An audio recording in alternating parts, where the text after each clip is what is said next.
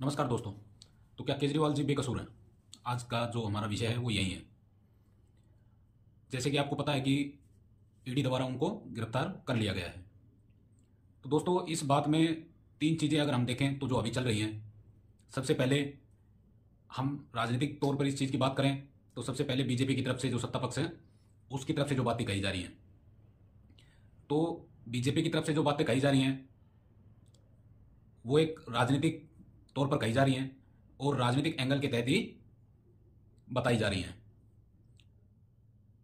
BJP के जो प्रवक्ता हैं उनके द्वारा या जो उनकी प्रेस कॉन्फ्रेंस हो रही है उसके द्वारा या किसी भी नेता द्वारा जो अरविंद केजरीवाल और दिल्ली सरकार के ऊपर आरोप लगा रहे हैं, तो उनकी जो बातें हैं वो सरासर राजनीतिक बातें हैं और राजनीति के तहत ही कही जा रही हैं। क्योंकि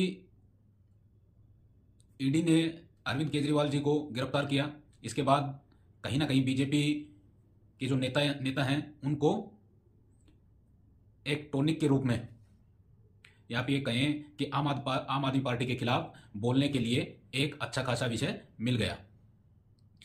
तो वो उसका भरपूर फायदा उठा रहे हैं अभी और जितना हो सके उतना बोल रहे हैं। क्योंकि बीजेपी के अंदर भी हर नेता नरेंद्र मोदी नहीं है, ये सबको पता है। अगर कल को जांच होती है, काफ़ी ऐसे मसले हैं, काफ़ी ऐसे घोटाले हैं देश के अंदर जिनमें बीजेपी के भी काफ़ी नेताओं के नाम चल रहे हैं और शायद उनकी जांच प्रक्रिया हो या कुछ हो तो शायद उनमें से भी बहुतों को जेल जाना पड़ सकता है या उनके खिलाफ सही से जो जांच हो तो उनको भी एजेंसियां गिरफ्तार कर सकती हैं। खैर, शायद उन नेताओं को सत्ता पक्ष में रहने का फायदा मिल रहा होगा। तो ये तो एक एंगल है बीजेपी की जो बता रही है देश को, जनता को। तो एक एंगल तो ये हो गया। अब दूसरा एंगल इसका आम आदमी पार्टी के द्वारा जो बताया जा रहा है, तो आम आदमी पार्टी कह रही है कि केजरीवाल जी को राजनीतिक साजिश के तहत फंसाया जा रहा है और नरेंद्र मोदी के खिलाफ शायद कोई और दूसरा नेता नहीं है जो 2024 के लोकसभा चुनाव में उनको टक्कर दे सके। तो बीजेपी एक राजनीतिक साजिश के तहत अरविंद केजरीवाल जी को गिरफ्तार करवा रही है। दूसरा, वो आम आदमी पार्टी का जो बखान कर रहे हैं कि केजरीवाल जी ने स्वास्थ्य सुविधाएं दी, शिक्षा दी, और जो भी उनके द्वारा किए हुए कार्य हैं या नहीं वो तो खैर दिल्ली की जनता या आम आदमी पार्टी वही जानते हैं। बाकी आम आदमी पार्टी के प्रवक्ता और नेताओं के द्वारा जो बातें मीडिया में बताई जा रही हैं, तो उन सबको भी मैं कहना चाहूँगा कि अरविंद केजरीवाल जी को ना शिक्षा नीति ना ही स्वास्थ्य नीति, इन सब चीज़ों के लिए गिरफ्तार नहीं किया गया है। ये आप लोगों को भी पता है कि अरविंद केजरीवाल जी को किस कारण से ईडी ने गिरफ्तार किया है। तो आप भी जनता को बहकाने का कार्य बिल्कुल ना करें, क्योंकि जनता सब जानती है। उनको सब पता है कि अरविंद केजरीवाल जी को शराब घोटाले में उनका नाम आने के कारण ही ईडी द्वारा गिरफ्तार किया गया है।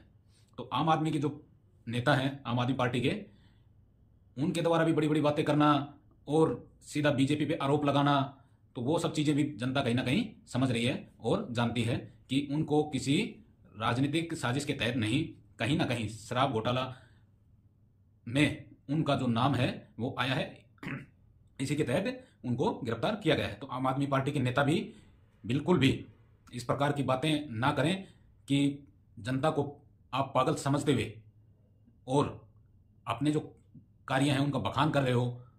तो ये जो दोनों एंगल है, बीजेपी का भी और आम आदमी पार्टी का भी, तो ये जो दोनों एंगल है बिल्कुल राजनीतिक हैं। इनको राजनीति से ही हम देख सकते हैं, राजनीतिक एंगल से ही, कि अपने अपने फायदे के लिए जनता के बीच अपना मैसेज देने की कोशिश कर रहे हैं। लेकिन इसमें जो तीसरा जो एंगल है वही सबसे अहम रोल है कि वो जो दृष्टिकोण है वो क्या है। और वो दृष्टिकोण या जिस एंगल की हम बात कर रहे हैं वो है हमारे देश की न्याय व्यवस्था का। उसमें ईडी द्वारा उनको गिरफ्तार करना, भारत के सुप्रीम कोर्ट द्वारा उनके केस की सुनवाई करना, ये सब चीज़ें शामिल हैं। तो उस एंगल में केजरीवाल जी कहाँ बैठते हैं? तो जैसे कि ईडी द्वारा उनको काफ़ी बार सम्मान दिया गया, उनको बार बार पेश होने के लिए बुलाया गया, लेकिन केजरीवाल जी नहीं गए। तो कहीं ना कहीं सबसे पहली बात तो लोगों को यही खटक रही है कि अगर आप बेकसूर हैं तो आपको पेश होने की कोई दिक्कत नहीं होनी चाहिए, आपको किसी भी एजेंसी के सामने पेश होने में कोई दिक्कत नहीं होनी चाहिए, और आपको अगर किसी एजेंसी द्वारा सम्मान मिलता है तो आपको उसकी सुनवाई में जाना चाहिए। नंबर 2, अगर केजरीवाल जी ईडी द्वारा जो गिरफ्तार उनको किया गया उसके खिलाफ जो याचिका उन्होंने सुप्रीम कोर्ट में लगाई, तो कोर्ट में उस याचिका पर सुनवाई हुई और उस याचिका पर कहीं ना कहीं ईडी ने कोर्ट को ये बात समझाई कि हमारे पास अरविंद केजरीवाल जी के खिलाफ सबूत हैं, और कहीं ना कहीं उन्होंने ये सब कोर्ट में पेश किया, जिसमें कि केजरीवाल जी का नाम कहीं ना कहीं इस सारे मामले में जो शराब घोटाला है कहीं ना कहीं इन्वॉल्व कोर्ट को दिखा, और उन सबूतों के आधार पर ही कोर्ट ने अरविंद केजरीवाल जी की जो याचिका है उसको रद्द कर दिया और ईडी ने अरविंद केजरीवाल जी को गिरफ्तार किया। तो ये बात तो आज के दिन हम नहीं कह सकते कि अरविंद केजरीवाल जी बेकसूर हैं, क्योंकि बेकसूर तो मनीष सिसोदिया भी थे, सत्येंद्र जैन, संजय सिंह, सारे बेकसूर ही थे। कहीं ना कहीं किसी ना किसी कारण से आज ये सारे जेल में हैं, और अभी अरविंद केजरीवाल जी का नंबर भी आ गया गिरफ्तारी के लिए, तो ईडी ने उनको भी गिरफ्तार कर लिया।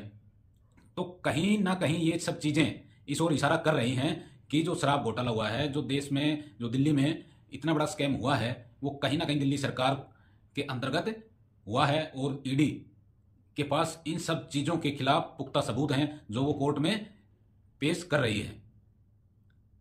जो भी लोग इस चीज को एक राजनीतिक एंगल से देखने की कोशिश कर रहे हैं कि उनको एक राजनीतिक साजिश के तहत गिरफ्तार किया गया है, इस प्रकार की जो बातें कर रहे हैं, तो वो हमारे देश की न्याय व्यवस्था पर सवाल उठा रहे हैं, जो कि बिल्कुल सरासर गलत है। हमें हमारे देश की न्याय व्यवस्था पर पूरा भरोसा है। अगर अरविंद केजरीवाल जी बेकसूर हैं, अगर उस स्कैम में उनका कोई नाम नहीं है, उनका कोई लेना देना नहीं है, तो हमें हमारी न्याय व्यवस्था पर पूरा भरोसा है कि अरविंद केजरीवाल जी बाइज्जत ईडी की गिरफ्त से बाहर आएंगे और दिल्ली की जो सीएम की कुर्सी है उस पर पहले की तरह अपना काम करते रहेंगे। लेकिन अगर वो कहीं ना कहीं उस स्कैम में शामिल हैं, तो हमें इसे सिर्फ राजनीतिक साजिश का नाम देकर, एक राजनीतिक साजिश का ठप्पा लगाकर इस चीज को इग्नोर नहीं करना चाहिए, क्योंकि आज आप एक छोटे से प्रदेश की सरकार चला रहे हैं और आप लोगों द्वारा कहा जाता है कि हमारे पास पावर नहीं है।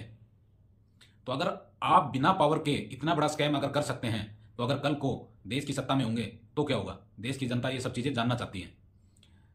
तो आप कसूरवार हैं या नहीं हैं? दिल्ली के मुख्यमंत्री अरविंद केजरीवाल जी कसूरवार हैं या बेकसूर हैं? इसका फैसला तो ना बीजेपी करेगी ना आम आदमी पार्टी करेगी, इसका फैसला देश का न्यायालय करेगा। तो वहां से आखिर में जो भी फैसला होगा वो देश की जनता देखेगी और शायद मानेगी भी, क्योंकि देश की जनता को आज भी हमारे देश की जो न्याय व्यवस्था पर उस पर पूरा भरोसा है।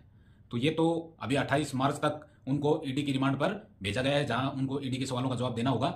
ये तो अब जो कोर्ट में आगे तारीख लगेगी उसमें पता लगेगा कि आगे इस केस में क्या होता है और अरविंद केजरीवाल जी के जो जवाब हैं वो क्या होते हैं, और इस घोटाले की जो जांच है वो कहां से कहां तक पहुंचती है। तो ये सब चीजें आगे ईडी द्वारा अपने सबूत पेश करना, अरविंद केजरीवाल जी के वकीलों द्वारा अपनी दलीलें पेश करना, और ये सब चीजें देखकर कोर्ट अपना क्या फैसला देता है, तो ये सब चीजें तो तभी के लिए हो पाएंगी। तो आज हम ना तो केजरीवाल जी को बेकसूर कह सकते हैं, ना आज के दिन तो हम उनको कसूरवार भी नहीं कह सकते हैं, जब तक कि कोर्ट अपना फैसला नहीं देता है। तो दोस्तों, मेरा सिर्फ यही कहना है कि देश में चाहे वो किसी भी पार्टी का हो, किसी भी दल से कोई भी नेता हो, कितने ही बड़े पद पे हो, अगर भ्रष्टाचार करता है, अगर इस देश की जनता के साथ धोखा करता है, तो उसे जेल होनी ही चाहिए। और हमें व्यक्तिगत फायदों को भूलकर ऐसे किसी भी नेता का समर्थन नहीं करना चाहिए।